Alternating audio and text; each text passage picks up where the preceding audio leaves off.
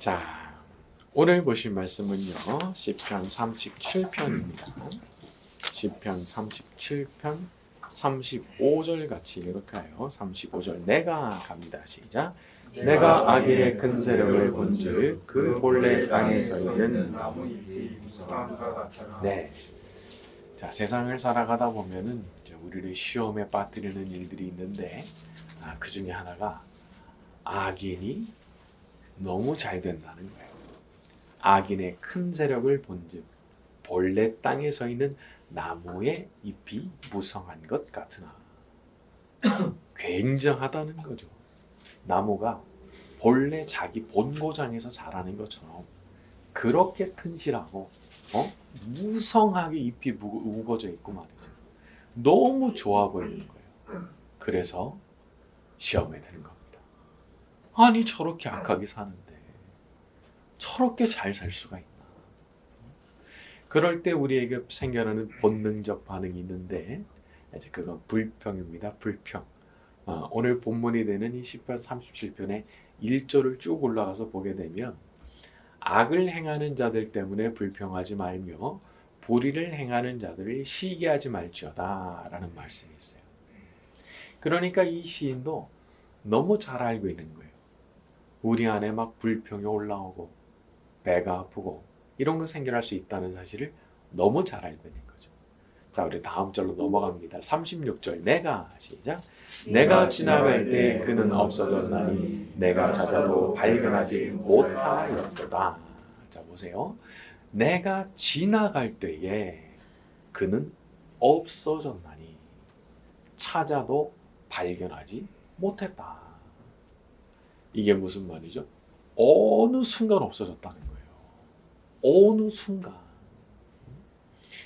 그렇게 대단해 보이고 그 풍성함이 영원할 것 같았던 그 사람들이 순식간에 사라져서 찾아도 보이지가 않도록 그렇게 없어졌다는 거죠. 사람의 인생이 그런 겁니다. 어느 날 하나님께서 그냥 순식간에 정리를 해버리실 때가 있는 거더라. 그냥 하나님이 정리를 해버리시는 거예요. 자, 이게 1차적으로는 보이는 현세에서도 이런 일이 일어납니다. 갑자기 망하는 거죠. 설명이 안 되는 어떤 일이 일어나면서 그냥 막 일이 막 어떻게 꼬이고 하더니 순식간에 망하는 일이 벌어지는데 하나님께서 그렇게 하시는 경우들이 있는 거예요. 이게 보면은 갑자기 뉴스로 뜨게 되는데 어떤 사건이 벌어지는데 막 보면 아주 우연을 거듭해서 그게 그냥 이렇게 부각되면서 순식간에 망하는 경우들이 있는데 제가 볼 때는 그런 것들이 그냥 생겨나는 것 같지 않은 거예요. 하나님께서 악행을 두고 보시다가도 이게 어느 순간 꽉 찼다 싶으시면 그냥 끄집어내가지고 드러나게 하시는 거죠. 자, 2차적으로 더욱 무서운 것은 내세에서 하나님께서 그 악행을 더욱 엄중하게 심판하신다는 겁니다. 영벌이라는 개념이 있죠. 영벌, 그러니까 영원한 형벌. 이게 가만히 생각을 해보면 참 인간의 머리로는 상상이 안 되는 그런 개념입니다. 영벌이라는 거. 그런데 그렇게 악하게 살잖아요. 결국에는 그런 벌도 당하는 거예요. 이 땅 살아있는 동안에 수십만, 수백만씩 그 남의 생명 뺏으면서 죽이면서 살았던 그런 독재자들, 그런 독재자들 영벌 받는 거 어떻게 보면은 너무나 당연한 벌이라고도 볼 수가 있겠죠. 자, 우리는 항상 하나님 믿고 신뢰해야 됩니다. 나는 그 악인들을 어떻게 하지 못해도 하나님은 능히 그렇게 하실 수가 있거든요. 사도행전에 보게 되면 헤롯이 사람들이 자기를 막 신이라고 부르면서 환호성을 지를 때 하면서 그거 즐겼어요. 그런데 하나님께서 치시니까 벌레가 먹어서 죽었다 이렇게 돼 있죠. 구체적으로 그게 어떤 건지 모릅니다. 하지만 하나님께서 미물인 벌레를 가지고도 신이라고 추앙받던 그 사람을 그냥 한순간에 끝내버리실 수 있다는 거죠. 자, 그러니까 어쩌면 우리가 그런 사람들에 대해서 너무 지나치게 분노하고 그러는 거는 이제 좀 하나님께 맡기고 나는 그런 생각은 너무 많이 하지 않는 게 좋은 것 같아요. 왜냐하면 내가 그 분노 때문에 내가 망가져 버리거든요. 내가. 사람이 화가 나는 생각만 해도 분노가 치미는 생각을 많이 하면 자기가 망가집니다. 자기가 스스로 너무너무 고통당하게 되는 거예요. 물론 이 세상에는 뭐 의로운 분노가 필요한 일이 있긴 합니다. 그리고 거기에 맞는 행동도 필요할 때가 있죠. 하지만 내가 어떻게 할 수 없는 일, 내 영향력의 범위를 완전히 벗어나 있는 그런 일에 대해서는 조금 어느 정도 마음도 정리하고 전능하신 하나님께 맡기고 그냥 나는 내 길 가는 게 필요한 것 같아요. 그 사람들 일 하나님께 맡기고 나는 그냥 나에게 주신 길을 성실하게 걸어가겠다. 그런 정도로 마음 정리도 하고 갈 수 있어야 된다는 거죠.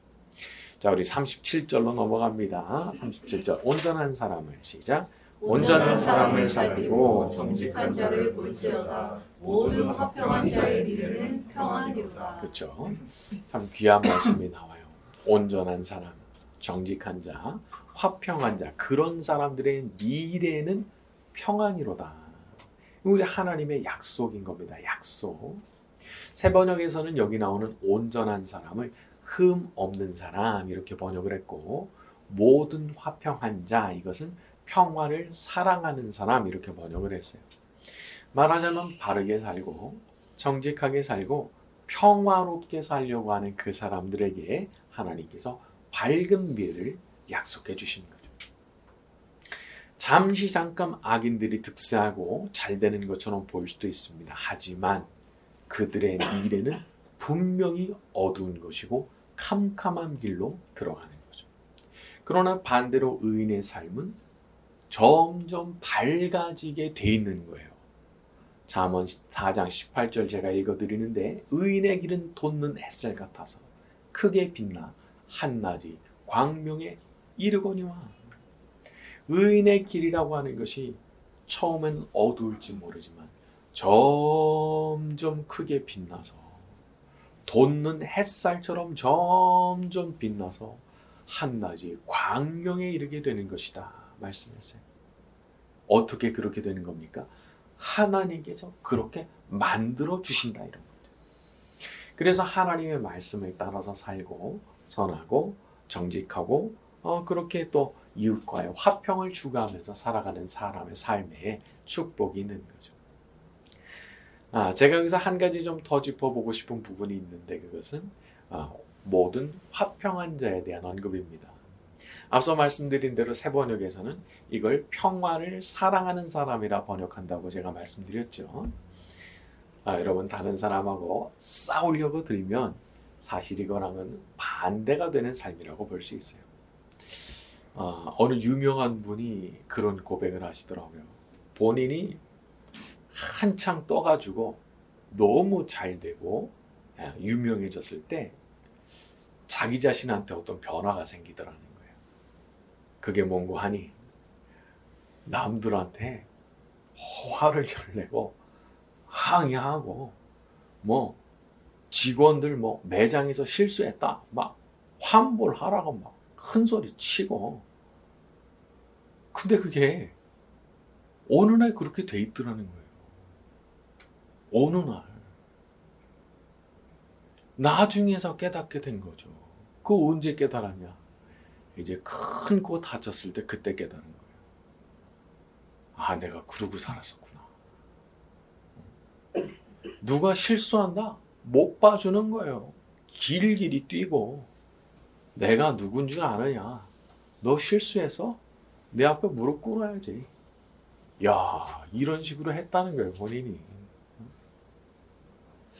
제가 예전에 어떤 분하고 좋은 이렇게 식당에서 이렇게 뭐 그때 아마 디저트를 먹었던 것 같아요. 디저트를 먹는데 이제 거기 있는 분이 직원은 막 야단을 치더라고요. 왜 야단을 치냐? 아이스크림을 내왔는데 어린애가 하나 있으니까 애가 깰 것 같아서 원래 이렇게 유리컵에다가 주게 돼 있는데 이런 이제 유리 접시에다가 담아온 거예요. 그러니까 이분이 막 성질을 내면서 이렇게 그, 그 5성 그 호텔에서 나한테 얘기도 안 하고 그룹 바꾸냐 이거예요. 나한테 허락 받고 바꿨냐고. 그러면서 직원을 야단치더라고요. 그런데 재밌는 게 뭔지 아세요? 조금 있다가 그거 이제 바꿔왔잖아요. 그 유리컵으로 바꿔왔잖아요. 그거 에그가 깼어요. 진짜. 저는 그걸 보면서 무슨 생각을 했냐 하면 하나님께서 이분한테 지적하시는구나. 망신당한 거죠. 저도 그 자리에 있었고 다른 사람들 다 있는 자리에서 그렇게 야단쳤는데 그런 거 좋지 않은 거예요. 그러니까 조용조용히 해도 그냥 뭐 되는 일을 그런 걸 막 핏대를 세우고 안 되는 거죠. 저는 또 이렇게 평화를 사랑하는 사람이라는 그런 대목에서 또 예수님의 육신의 아버지였던 요셉의 모습도 떠오르더라고요. 마태복음 1장에 보게 되면은 정혼했던 마리아가 잉태했다는 사실을 알게 됐을 때 이렇게 쓰여 있어요. 요셉은 의로운 사람이라 그를 드러내지 아니하고 가만히 끊고자 하여. 조용히 끊으려고 그랬다는 거예요. 사실 얼마든지 성질낼 수 있잖아요. 동네 방네 떠들고 다닐 수 있잖아요. 심하면 배상이라 할 수 있잖아요.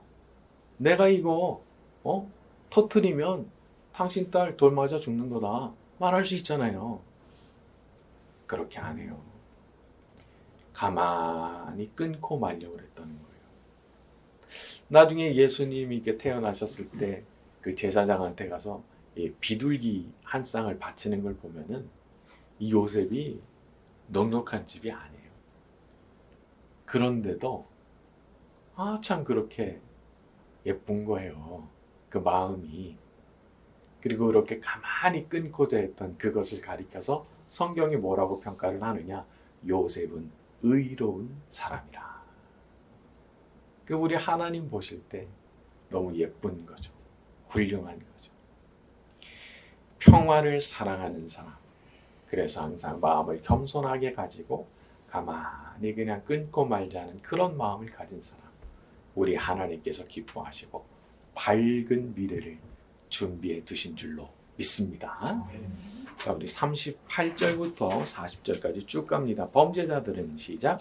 범죄자들은 함께 멸망하리니 악인의 미래는 끊어질 것이나 의인들의 구원은 여호와로부터 오나니 그는 환난 때에 그들의 요셉이로다. 여호와께서 그들을 도와 건지시되 악인들에게서 건져 구원하심은 그를 의지한 까닭이로다. 39절에 의인들의 구원은 여호와로부터 오나니. 자, 어떤 분은 여기서의 구원이라는 거 안에 하나님의 계획, 준비, 시작, 실행, 완결이 다 들어있다. 그렇게 말씀하시더라고요.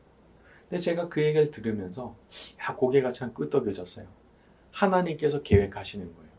그냥 즉흥적으로 하시는 게 아니라는 거예요. 하나님은 의인들을 구해내기 위한 계획을 갖고 계십니다. 사람에게는 계획이 없을 수 있어요. 하지만 우리 하나님께는 분명히 계획이 있어요. 그래서 그걸 실행하시기 위해서 전지작업 미리 다 하시고 실제로 그것이 이루어지게 하시고 완결되게까지 하시는 것이 다 하나님 손에 의해서 이루어지게 된다는 겁니다. 모세를 생각해 볼까요? 하나님께서 이스라엘 백성 애굽에서 구원하시기 위해서 먼저 모세가 태어나게 하셨죠. 아기 때 죽임당할 뻔한 거 건지셨죠. 왕궁 보내서 왕실에서 교육받게 하셨죠. 이후로 광야로 도망쳐서 또 40년 세월 채우게 하셨어요. 무려 80년이에요. 80년. 하나님께서 본격적으로 이스라엘을 구원하는 작업을 하시기 위한 그 타이밍에 도달하기까지가 80년 작업이에요. 그리고 나서 결국은 가나안 땅으로 들어갈 때까지 또 40년이 걸리는데 아무튼 하나님께서 그 모든 것을 결국은 이제 이루어 놓고 마시는 거죠. 때로는 하나님의 계획의 스케일이 너무 크기 때문에 그게 우리 눈에 안 보일 때가 있습니다. 아니 누가 이 출애굽이라는 사건이 시작과 완결이 모세의 120년생애와 같이 갈 거라고 누가 생각을 했겠어요? 누구도 상상하기 어려운 일이잖아요. 120년 걸렸어요. 120년. 모세의 출생부터 해서 죽음까지 그걸 통으로 다 사용하신 거예요. 120년을 그대로 다 사용하신 거거든요. 때로는 우리 삶에 대한 하나님의 구원 계획도 어떻게 진행되고 있는지 내가 잘 모를 때가 많은 거예요. 스케일이 너무 크기 때문에. 그런데 사실은 다 이렇게 진행이 되고 있는 거죠. 다만 우리의 시력이 거기까지 미치지 못하기 때문에 우리가 모르고 있고, 그래서 답답해하는 거죠. 제가 좀 찾아보니까 인공위성이 이렇게 궤도를 돌 때 돌아가는 속도가 초속 8km 정도 된다 하더라고요. 시속으로 환산하면은 시속 28,000? 야, 뭐 비행기가 시속 1000km 정도 되는데 시속 28,000이니까 야, 이거 참 상상이 참 어려운 속도다라고 생각이 드는데, 그게 지금 돌아가는데 난 잘 모르잖아요. 어마어마한 속도로 돌아가는데 난 잘 모르잖아요. 그런데 하나님께서 행하시는 일도 그런 거예요. 내 눈이 닿지 않는 그곳에서 지금 하나님께서 여러 가지 일을 하고 계시는데 다만 내가 그것을 보지 못하고 있을 뿐이죠. 그래서 우리한테 필요한 게 믿음입니다. 다 알 수가 없으니까, 다 이해할 수가 없으니까, 모든 걸 내다볼 능력이 없으니까 믿음으로, 그냥 겸손한 마음으로 제가 아무것도 모르겠지만 하나님 손 붙들고 가겠습니다. 하나님 손 붙들고 가겠습니다. 이게 믿음인 거예요. 나 이해가 안 돼요. 지금 벌어지는 일이. 하지만 그냥 하나님 손 붙들고 가겠습니다. 야, 이런 믿음의 사람 하나님께서 기뻐하시는 거죠. 자, 우리가 그렇게 믿음으로 하나님을 전적으로 신뢰할 때 우리 하나님께서 당신께서 계획하신 그 구원의 계획을 지극히 아름답게 완성해 주실 줄로 믿습니다. 아멘. 자, 오늘 말씀 여기까지 하고 주기도문을 위해 자유롭게 기도하시다 가시겠습니다.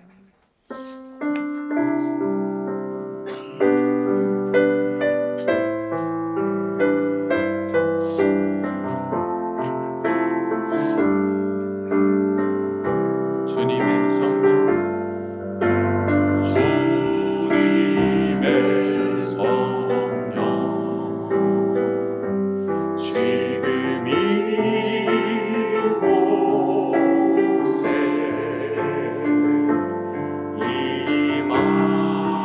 임하소서.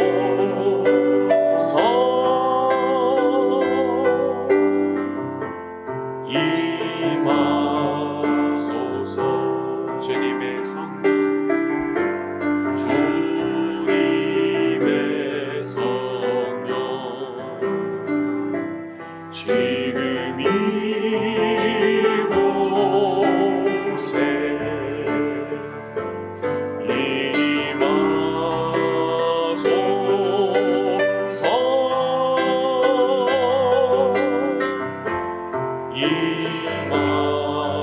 임하소서. 주님의 성령, 주님의 성령, 지금 이곳에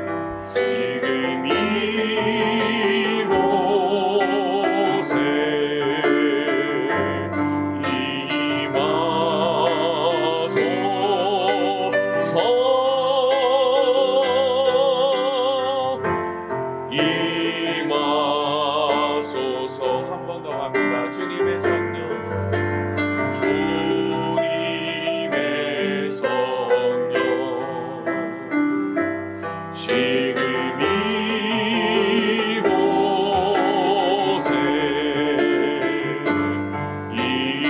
임하소서.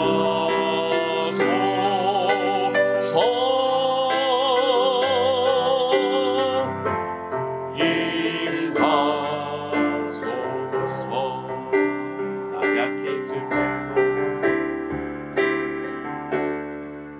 나 약해 있을 때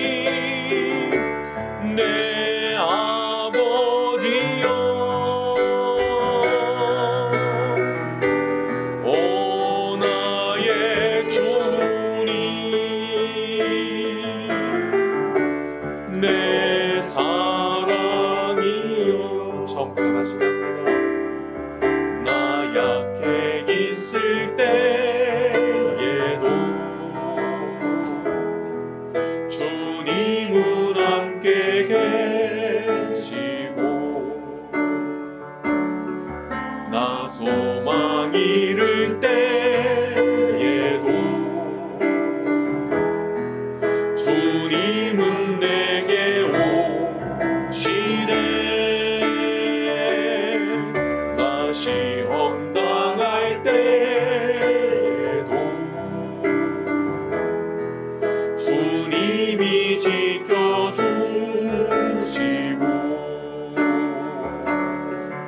나 실망 당할 때에도 주님이 위로하시네.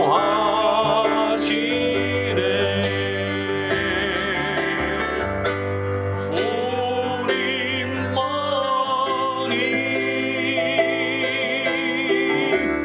내 힘이시며 오 주님만이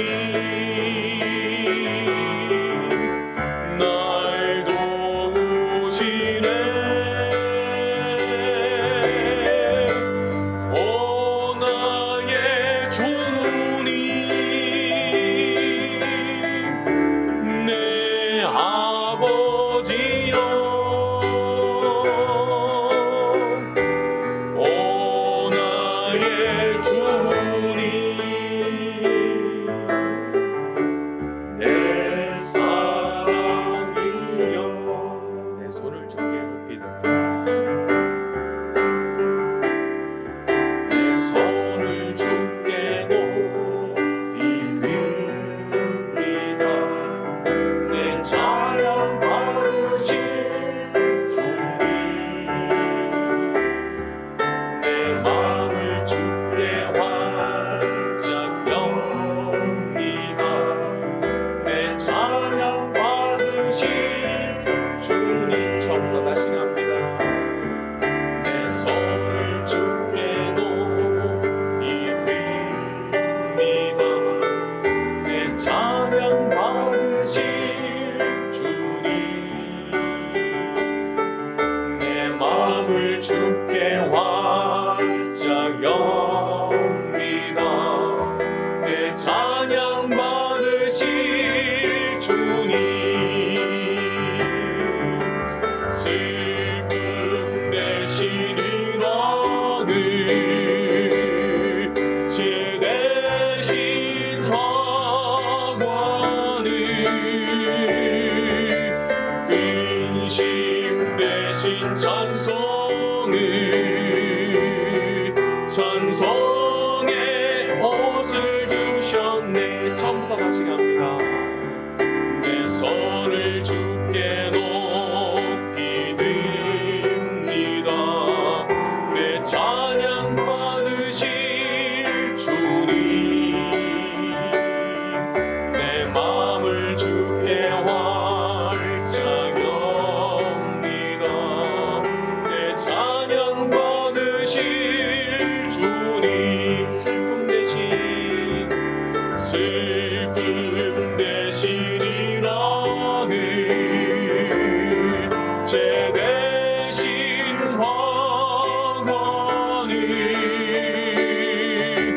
근심 대신 찬송을